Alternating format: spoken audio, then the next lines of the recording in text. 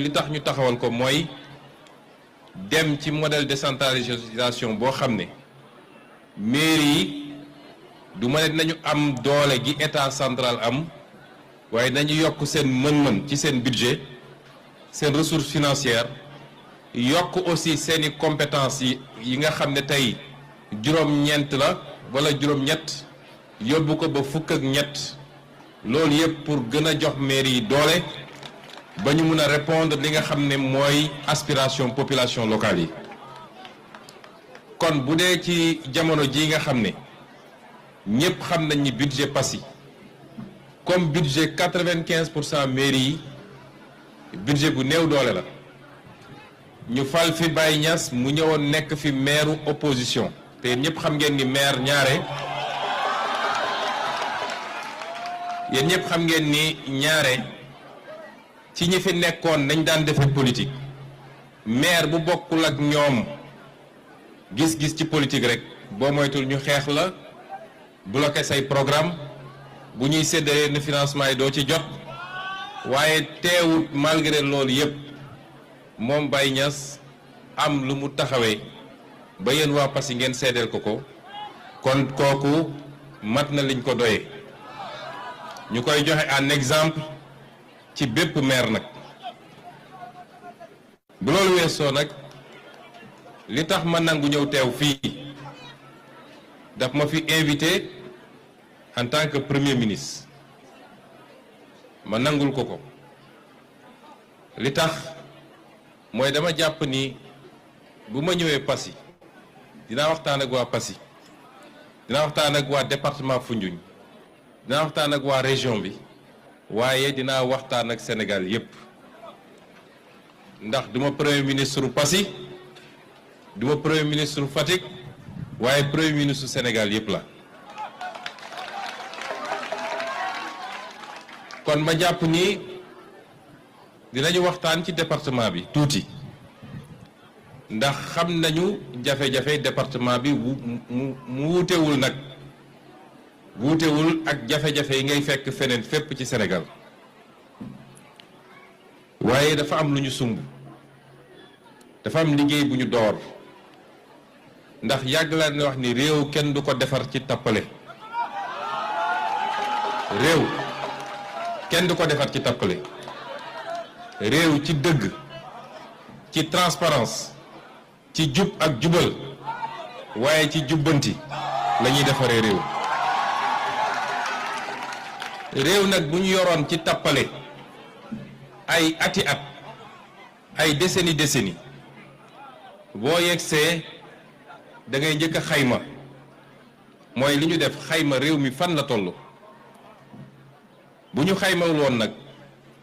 liñ leen gaaral ba ngeen xam ko ñu ne leen woon seen boru réew yéen seen boru réew ñun waa Sénégal suñu boru réew mooy li nga xam ne ñi ñu dénkoon réew mi leb nañ ko ci turu kenn ku nekk ci yéen nga xam ne kenn ku nekk yéen yéeg nga ko yéega ko bis bu ne yaa ngi fay bor boobu ñoom biñ fiy jóge ne bor boobu boo jëlee koom-koomu réew mi yépp ni mu toll bor boobu boo ko nattee méngoo na toll na ci juróom-ñaar fukk ak ñeent ci alalu réew mi waaye biñ ko saytoo la ma wane yéen ñëpp xam ngeen ko bor bi mat na 119% muy téeméer ak juróom-ñeent téeméer ak fukk ak juróom-ñeent ci alalu réew mi mooy alalu réew mi yëpp boo ko dajale woon bor bi romb na ko c'est-à-dire du ñu 100% waaye 119%. loolu bi ñu ko defee li taxoon ñu def ko mooy dañu bëggoon ñun ñëpp ñu d'accord ni fii la ñu jëlee réew mi fii la ñuy démarrer ndax buñ ko defuloon tey jafe-jafe bu am ñu gaawantu dem ci télé ak rajo yi ne ñoom dañoo tële waaye il fallait mu am fu ñu démarrer yemuñ ci loolu ñu ne jub ak jubal ak jubbanti loolu nag dinañ ci waxtaan ak yéen lu gën a yaatu ci fan wala semaine wala weer yi di ñëw ndax jub bi ñu ngi ciy taxaw jubal bi bis bu ne li ñu bàyyi fa ñu toog ñun li tax ñu des fa ba léegi mooy li nga xam ne moo fi nekkoon ci système ku ñu dénk nga foog ni yaa moom la waroon dem ci hôpitaux yi war a dem ci ndox mi war a dem ci courant bi nga damm ko sa poos ñu ne loolu dootu fi amati looloo ñu bàyyi fi ñu toog waaye nguur bàyyiwuñu fa te bu kenn jàpp ci yéen nag ni combat boobu gañe nañ ko parce que nit ñi dafa am lu ñu jikkoo woon lu ñu tàmm daan ko def ay ati at doo ñëw rek joxaj ñu bàyyi déedéet moo tax vigilance de tous les jours la pour que alalu réew mi dërëm bu ne nga xam ne ci seen lempo la jóge bu ngeen gisee may wax lii dama bëgg ñun ñëpp askanu Sénégal ñu jóge ci li fi newoon ndax li fi newoon du politiciens yi kese de ñun askan wi am nañ ci aussi responsabilité su may waxtaan ak yéen parce que man dong wala président Diomaye dong wala gouvernement bi dong mënul atteindre objectif bi lu dul li ëpp ci askan wi ndax nit mënoo am 100% waaye li ëpp ci askan bi li ma doon wooye bi ñu nekk opposition une masse critique li ëpp ci askan bi bokk ak yow yéeg-yéeg ni réew dañ koy liggéey ci dëgg ci njub ak ci patience waaye réew du lu ñuy lijjanti réew du lu ñuy debb daaxe réew du lu ñuy kolmate waaye réew it pour mu dox il faut mu am jiit yu baax yu jub yu bëgg réew mi am gis-gis waaye il faut askan wi fekk leen ci loola te dinaa ci dellu si léegi ba tax bis bu ne benn combat la boo xam ne système bi jógee gu fi de mi ngi fi ma nga ca administration bi ma nga ca justice bi ma nga ca bépp secteur boo jël ma nga ca primature ba ma nga ca présidence de la république ma nga fépp système bi jógee gu fi xeex gu dul jeex nag moo ko fiy jógee te li ko fiy jëlee mooy ñu jubbanti nit ñi ba ñu ne xocc liggéey boobu nag moo taxoon ñu ne nañu xayma wax ak yéen waaye képp koo xam ne def nga fi lu defuut ci alalu réew mi nga war a mun a layoo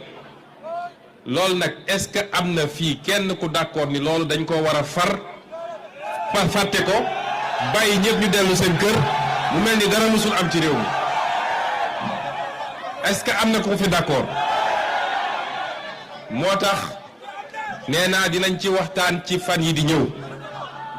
ndax man poste premier ministre tënkuma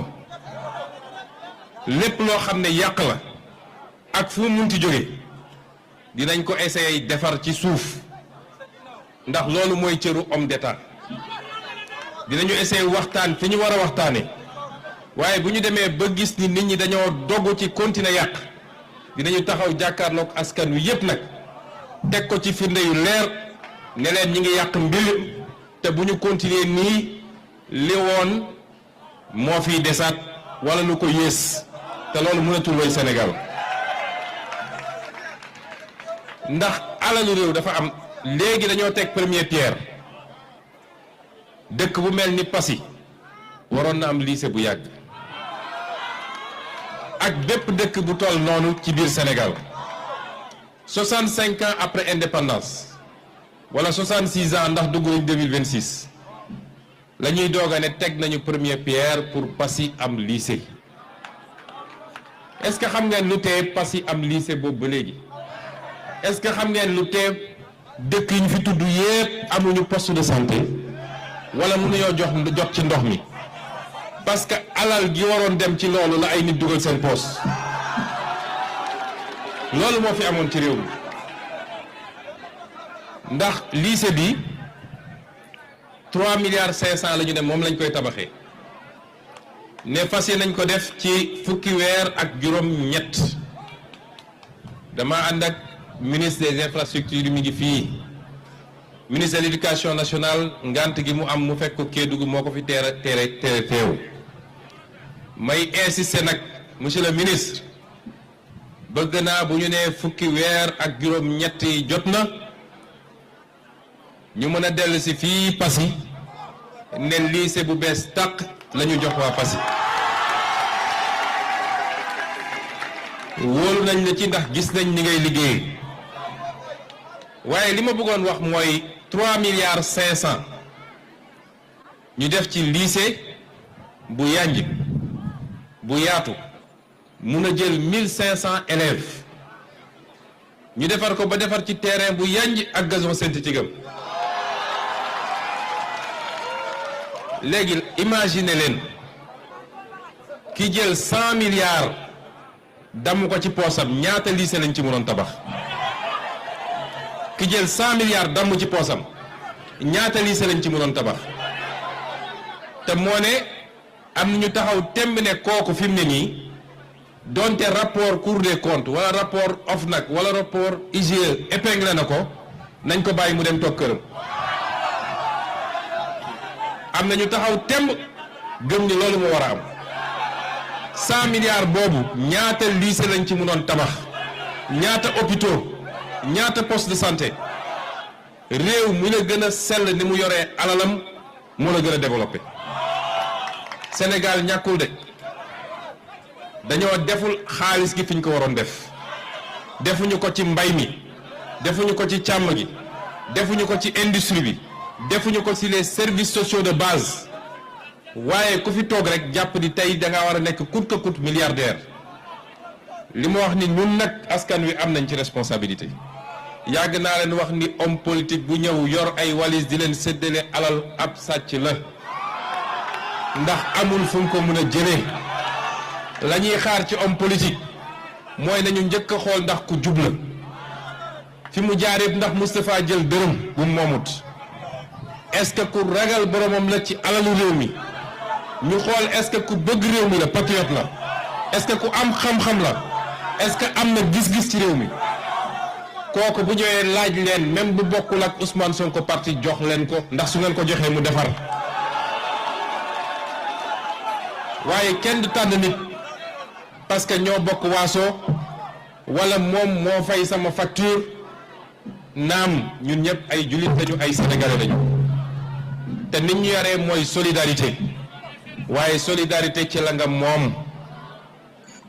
solidarité ci la nga liggéey ñàkk ko waaye solidarité ci alalu réew mi musul jëmale réew kanam ba tax nag bëri na loo xam ne tudd nañ ko fi wax nañ ñu jëm ci paj mi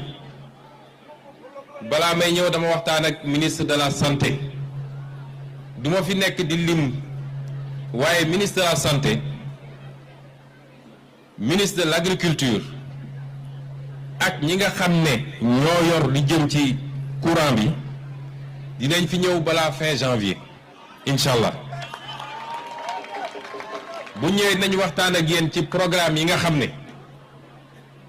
dégg ngeen démb njiitu réew mi ci déclaration bi mu def li nga xam ne décliné na ko ci ay programme donte nag li ñu fekk ci réew mi doy na waar lool waaye teewul wàññi nañu dund bi ci loo xam ne ñoom nekk nañ fi ay at wàññiwuñu fi dara du ceeb du diwlin du courant du essence bi du gasoil bi dara wàññiwuñu ko fi ñu ñëw fekk fi bor bi ñu fi fekk fi déficit budgétaire bi ñu fi fekk ak genn wàll amuñu programme FMI amuñu programme ak kenn te teewul takk nañu suñu ndigg ba wàññi dund gi loolu li muy firnde mooy su ngeen àndeek ñun ci liñ leen laaj réew pour defar ko faw sacrifice am tuuti waaye teewul yërëmande gi président am ci yéen man mi jiite gouvernement bi am ko ci askan wi moo tax malgré tout ça ñoo ngi def suñu kéem kattan pour que lii gën a nekk soxla askan wi ñu wàññi ko moo tax ma ne leen ci fan yu néew ñii nga xam ne tudd naa leen ci ay ministre dinañu ñëw fii li nga xam ne ñu ngi koy def ci wàllu courant bi de région de Fatick ba mu daj 1700 et quelques villages jamono ji 980 villages dañu électrifié mu des lu ëpp 800 et quelques villages bis bu ne barki démb gis ngeen directeur général ASER di Jean-Michel Sène mi ngi woon fii ci région bi ndax mu ngi woon Mbelaka Diaw di fa taalate ay làmp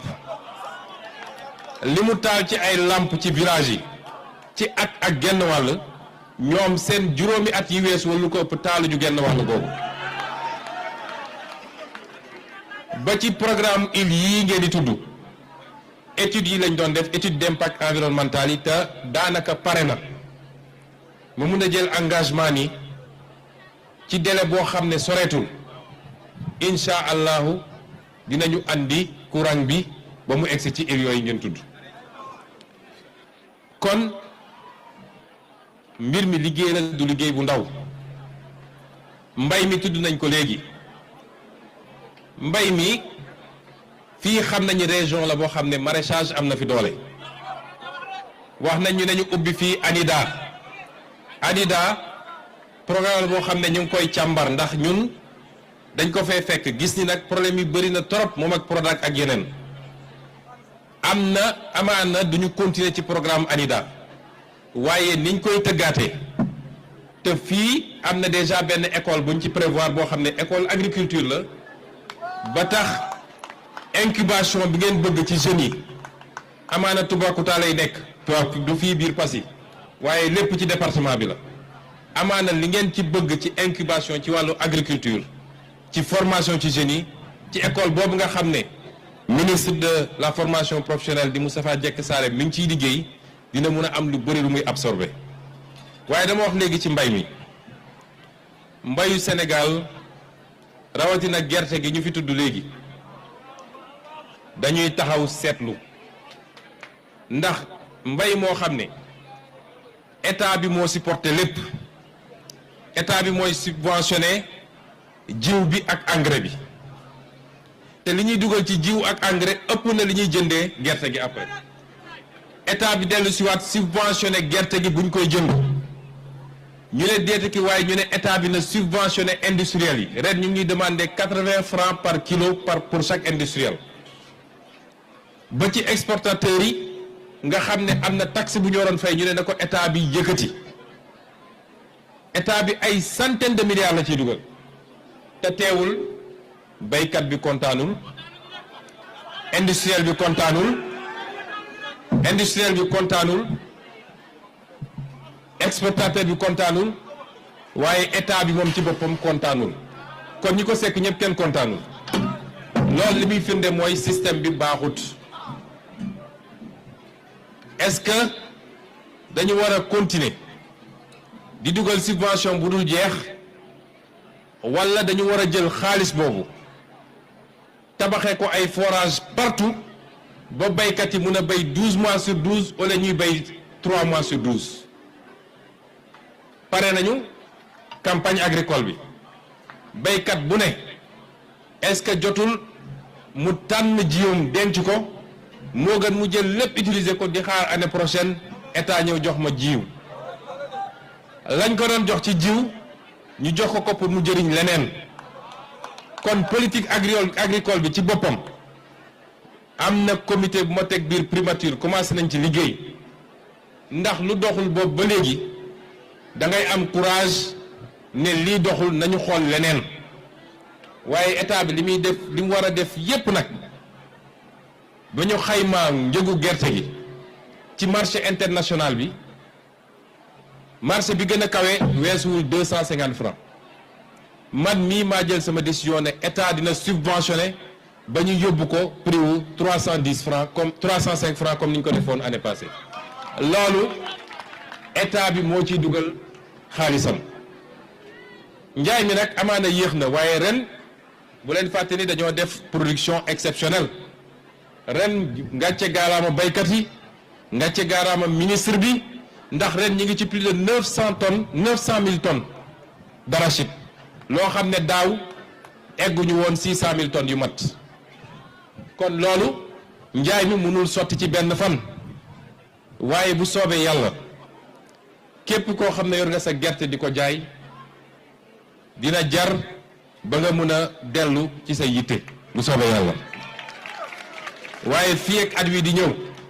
campagne agricole bi dina demee neneen parce que politique agricole bu bees la ñu fas yéene andi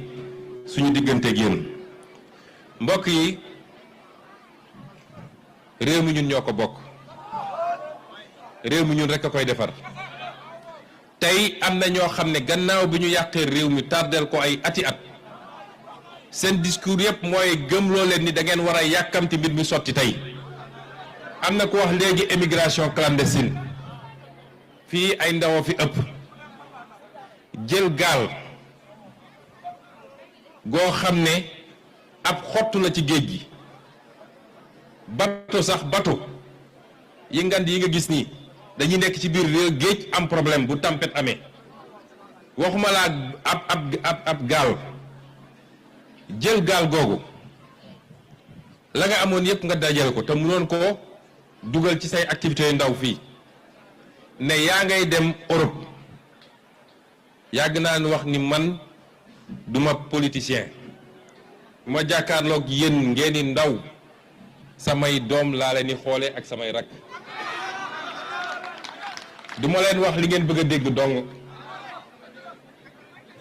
bu ngeen ma meree nag ci loo xam ne dëgg la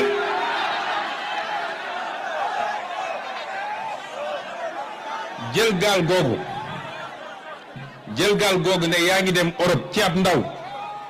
ndax ñun li ñuy liggéey ànd ceeg ñoo xam ne ñooñu mag fuuf am na ñoo xam ne tey xool leen doyen Alla Kane léegi mu am 90 ans démb damay waxtaan ak président assemblée nationale mu ne ma doyen Alla Kane musul raté benn séance assemblée nationale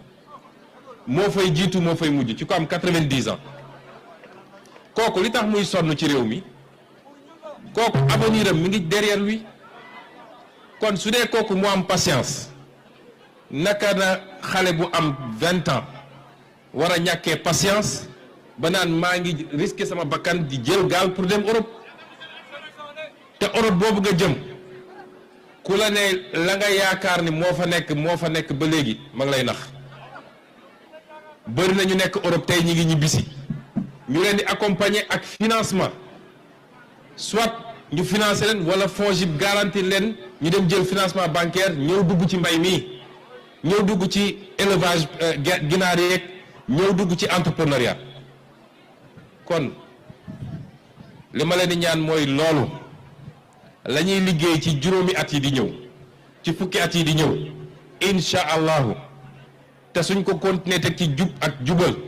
pour yéen la ndaw ñi di pour ñun nit boo dundee ba yàlla may la kër may la njaboot nga am dépense lu ci tegu rek asaka la waratoo soxla leneen te loolu yàlla may nañu ko kon la ñuy sonn yépp pour yéen la ndaw ñi chaque jour ma ne li ñuy ñaan te ndaw ñi samay doom da cee bokk yi ma jur man la ñuy ñaan mooy yéen dans 10 ans ngeen fekk fi Sénégal gu gën fuuf ñun gii ñu dund mais loolu yéen a koy liggéey ànd ceeg ñun kon ñi leen di nekk ci télé yi gannaaw bi ñu yàqee réew ba mu yàqu yaxet la ëpp ci ñoom tey caabi waroon féete seen gannaaw ay tappale ak ay caaxaan may leen ñu am liberté di wax bëgg leen gëmloo ni dafa war a sotti tout de suite ñii dañ leen diggoon léeg-léeg nii dafa war a sotti tout de suite ñooñu seen ennemi lañu ennemi Sénégal lañu kon nañu joxante loxo man de lu ma bëgg lu ma jub lu ma nekk patriote su ma wëlbatikoo gisuma ndaw ñi mënumaa dem su ma wëlbatikoo gisuma jigéen ñi mënumaa dem su ma wëlbatikoo gisuma mag ñi mënumaa dem kon ñun ñooy ànd liggéey réew mi mu des nag fi may daanele réew mi ñàkkul alal